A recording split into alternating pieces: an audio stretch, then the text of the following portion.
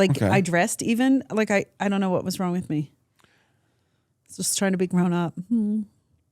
Hey, so And now I'm wearing pink pants. this is a brand new episode. Wait, are we starting now? Yeah, a brand new episode of Off the Fence.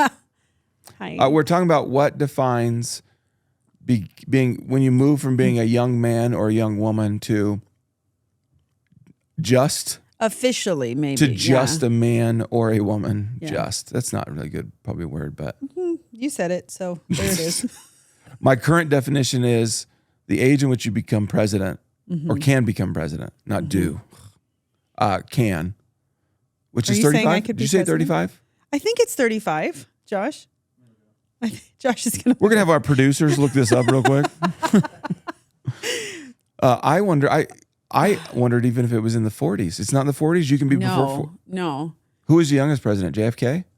Do you know what? I think so. I have not. My history brain is leaving because it's been so long since I've studied. I used to be. 35. The 35. producers have let us know that it's. I used to know all that nerd trivia, and I love it. I think once you become 35, you can no longer, whether you feel like it or not, consider yourself a young man or a young woman. But I was saying I think it might be subjective because, like, I think high schoolers and college students are babies, but my parents think that I'm still, like we're still young bucks. And so I think that's probably a good, like, official age, but I think it's just subjective based on how old you are or how old you feel. In my current, what I'm reading through in the Bible, one of the genealogies like kept saying over and over, so it's in my head, that most of the people way back then were having their first kid in their early 30s. Now, they were also living 600 to 900 years. so there's, I don't know that it's a true, really good comparison, but So yeah, they were still babies. yeah. So comparatively, they were having kids like when they were 10 or 5. I haven't done the math. Don't do that, man. This isn't really what we're talking about. So Not at all. So, we wanted to, we're like full motion into this year. Hopefully, people have learned how to write. Are we? I'm still getting into it. Yeah, I just think that people can figure this out. So we're in 2024. The word of the year for us as a church is the word disciple. Mm-hmm. And I thought, well, as we kind of get back into podcasts for this year, let's talk a little bit about that. Mm-hmm. Preaching on it and through the whole year on it, but maybe some stuff I thought would be pertinent here that would be for those who are, I don't know if what you're doing right now, cleaning the house, running on the treadmill, whatever you're keep going. whatever you're doing right now as you listen or watch this. But just there's some basic stuff on being a disciple, which meant you had a rabbi. That would have been in the context of when you're reading the Bible. They weren't. We talk about disciple. We talk specifically about Jesus. Mm-hmm. That term had like deep ramifications into the world of rabbi and who that rabbi was raising up. Mm-hmm. And so I want to read just some quotes that I think will help people as you just process. We're going to process a little bit. What does it mean to be a disciple? What's it look? What was Jesus doing? This is walking in the dust of the rabbi is some great information if anyone wants to study this. But here's some quotes. I'll explain it because some of it's kind of wordy. Here's one quote. I did not go to the rabbi to learn interpretations of the Torah. If someone doesn't know what Torah is, just think a portion of the Bible. I did not go to the rabbi to learn interpretations of the Bible as that part from him, but to note his way of tying his shoelaces and taking off his shoes, which is profound. Not his interpretations of the Bible, but the way of how he tied his shoelaces, how he took off his shoes in his actions, in his speech, in his bearing, and his faithfulness to the Lord. He's learning that. Man must make the Torah manifest, not just learn the Bible, but make it manifest. That gives you a little insight on when the word disciple is used. When Jesus even says, go make disciples, he was not simply just saying, go teach them the Bible, the information of the Bible. Here's some more from the same resource, and it's a longer quote, and if the rabbi believed that you were the best of the best, that you were able to become a rabbi, he would say, come follow me. And you would leave your family. You would leave your family compound, which I know you're really into compounds. Nope, I'm into friend villages. Yeah, no. You would leave your family compound. You would leave your village.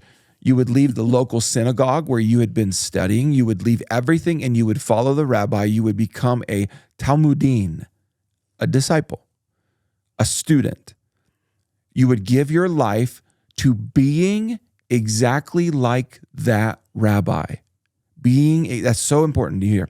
Being exactly like that rabbi, and you would follow him everywhere. One of the Mishnah rabbis would tell disciples or students, may you be covered in the dust of your rabbi. Because you would have a rabbi come to the village, and behind him would be these Talmudim people following right behind him. And the roads were dusty, so these disciples would closely follow the rabbis and would be covered in the dust of their rabbi. You wanted to be so much like your rabbi that when your rabbi would pick up a piece of straw and put it in his mouth, then you would. And you would follow this rabbi everywhere because the rabbi believes that you can be like him. This is so crucial because Jesus has made the invitation to anyone and everyone to be his disciple, to follow him. And what he's saying is, I don't want you to just know what I know. I want you to be like me. That's why hang around a church long enough, you're going to hear words like, I want to be Christ-like. And we can misinterpret and say, oh, you want to be a God. No, I want to be like my rabbi. I want to be so close to him, mimic him. It makes me think right now, as we've raised kids, how quickly you can do something and one of our little kids will begin to mimic it exactly. And they'll even mimic their siblings. That's the same approach where you and I watch the Lord and mimic it. So I love the dust of the rabbi I think stuff. of words like when I think of discipleship, I think it's easy for us to think of it's this pursuit of perfection, or it's this list of tasks. And even as you read that, I've come to think of it as a process of becoming. And having it so rooted in that, asking questions like, have I made the Bible come alive today in my encounters and stuff? Because it's a process of becoming that really never ends, but it's about who you are and how you're living it out. And I love that verbiage of it. Well, you watch it. So I watch sports, and when one coach helps raise up another coach, oftentimes when they raised up, coaches very similarly to that coach. Even mannerisms and stuff. Yeah. And I remember even when I was in college and we were studying to be pastors, sometimes guys would get up and practice preaching because we had to do that in classes, and they would sound just like who I knew their youth pastor had been. And I got to tell you, this is my faulty understanding of discipleship, is we would kind of like mock it a little bit, like, oh, you sound just like your youth pastor. Now I'll be like, oh, wow, what a compliment to your youth. You are literally trying to mimic your rabbi. So this year, with it being our word of the year, I think sometimes we're super over quick on going, I want to be a disciple. What do I got to know? What do I got to know? What do I got to know? No, it's more, who are you going to try to be? Yeah. Who are you going to mimic? That's what it means to be a disciple. And so I shared with our team, different people have researched Jesus, looked in scripture and said, this is what he did. This is how he made disciples. And there's different thoughts on it. So I shared one of the thoughts. I'm not confident that it's perfect, but I think it gets our minds running a little bit on, what did Jesus do? Like, how did he actually disciple his disciples? Because we kind of really fast paced through the whole thing. We've got pictures in our minds of paintings where they're all sitting around a table having the Last Supper. And we're like, okay. Then we've got stories of Peter, of Judas, and it's kind of gets all mixed in. What was Jesus doing? So here's what I shared with our team. I think it's worth just kind of spouting off here. Jesus, according to this rabbi, Jesus did 5 things in progression. He started off by saying, come and see. He didn't actually lay out all the details. Here's all that you can expect. Here's all the things you need to bring with you. Here's what this is going to cost you. Here's what you're going to have to do. Here's a bit of here's the employee handbook. Here's all this. He just like, hey, oh, you want to know where I'm staying? Come and see. It was an invitation. Let's start some sort of a relationship, but not deep one. Let's get rolling. Come and see. In John chapter 1, he says that to a couple guys who had been following John the Baptist, and now they're aware of who Jesus is claiming to be, and so they want to be around him, like a disciple is with their rabbi. So they just literally say, "Hey, where are you staying?" And what they're saying is, because that was typical, is the disciples would sleep around the rabbi in case the rabbi would hop up and say something in the middle of the night, or do something where they're like, we need to do it that way. We need to sleep that way. Look at how he rolls his mat, all that kind of stuff. So like, where are you staying? And he's like, come and see, almost come observe, just come observe. That's why I love churches who are willing to let people, anyone and everyone, just come and observe. You don't got to like all of a sudden, you must be a member before just come and see. Then he would lead to come and follow me. No longer are you on the outer lines of a crowd watching this guy. Now you're moving. I'm following you. I don't even know what following fully is, but I am where you go, I'm going to go. And it doesn't matter where you go. And Jesus literally invites the disciples, come follow me and I will make you fishers of men. Then it come and be with me, which was different than just following, different than just seeing a little bit of him. And now they're like following him, but now it's come and be with me. It's this, he would go and pray and say, come pray with me. This is the moment where he actually specifically calls his 12 disciples, you. And it's almost like he amps it up a little bit and says, all right, I am now going to begin to engage things of this world and the supernatural, all that. Come be with me. You're going to witness some things. Then he turns it into what a lot of times we eventually get to, the come and take up your cross. The sacrifice. When we opened up the beginning of this year, the desire, denial, and devotion. This is where he's like, do you want to follow me? Will you deny yourself? And will you devote yourself to me? This is where major defining of the relationship, challenging their hearts kind of stuff. It really gets real. Yeah. The last phase, according to this particular rabbi that I was reading through, was the final phase was essentially the Great Commission, where he was like, all right, now you go make disciples. In other words, now you go get people around you to mimic who you are, what you do, and help them know. That's why I think Jesus differentiated, go and teach them what I've taught you, baptizing them. But he was saying it's not just all about teaching them, is they make disciples.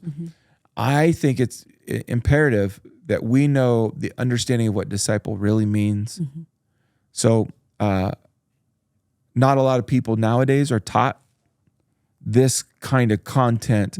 We think it's disciple. Oh, I gotta just like church attendance. I need to make some morally good decisions and wait for heaven. Yeah. It kind of feels like maybe read my Bible once in a while. Sure.